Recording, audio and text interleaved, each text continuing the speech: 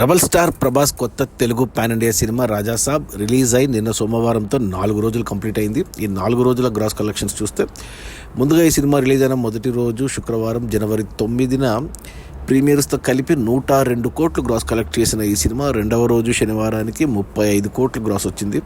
ఇక మూడవ రోజు ఆదివారం 24 కోట్లు గ్రాస్ వస్తే నిన్న సోమవారం 8 కోట్లు మాత్రమే వచ్చాయి. అలా టోటల్గా 4 రోజుల్లో రాజాసాబ్ సినిమా 169 కోట్లు గ్రాస్ కలెక్ట్ చేసింది. అందులో 100 కోట్లు మనకు తెలుగు రాష్ట్రాల నుంచి వచ్చాయి. మిగతా 69 కోట్లు తమిళనాడు, కర్ణాటక, కేరళ, హిందీ అండ్ ఓవర్సీస్ నుంచి వచ్చాయి. ఈ 169 కోట్ల గ్రాస్లో థియేటర్ల రెంట్లు, గవర్నమెంట్ ట్యాక్సులు, ఖర్చులన్నీ పోను డిస్ట్రిబ్యూటర్ షేర్ వచ్చేసి 103 కోట్లు ఉంది. ఈ సినిమా బడ్జెట్ 400 కోట్లు అయితే డిస్ట్రిబ్యూటర్లకి 207 కోట్లకు అమ్మారు. అందులో 103 కోట్లు వెనక్కి వచ్చాయి మొదటి 4 రోజుల్లో, అంటే 50% దాకా రికవరీ అయ్యింది. మరో 104 కోట్ల డిస్ట్రిబ్యూటర్ షేర్ వెనక్కి వస్తేనే సినిమా హిట్ అవుతుంది బాక్సాఫీస్ దగ్గర కమర్షియల్గా.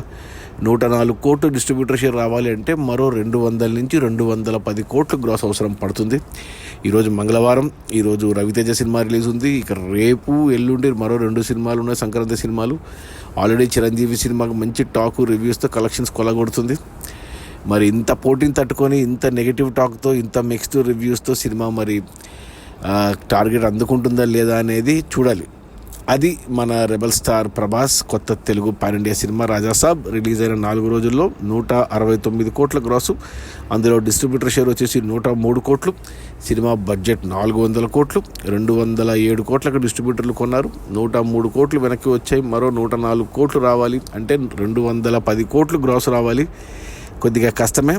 నాకు తెలిసి సినిమా ఒక 100 కోట్ల నష్టాలతో సినిమా కమర్షియల్గా డిజాస్టరే ప్రస్తుతానికి. ఏమైనా అద్భుతాలు జరిగితే తప్ప ఈ సినిమా గట్టెక్కడం కష్టం. Okay, bye.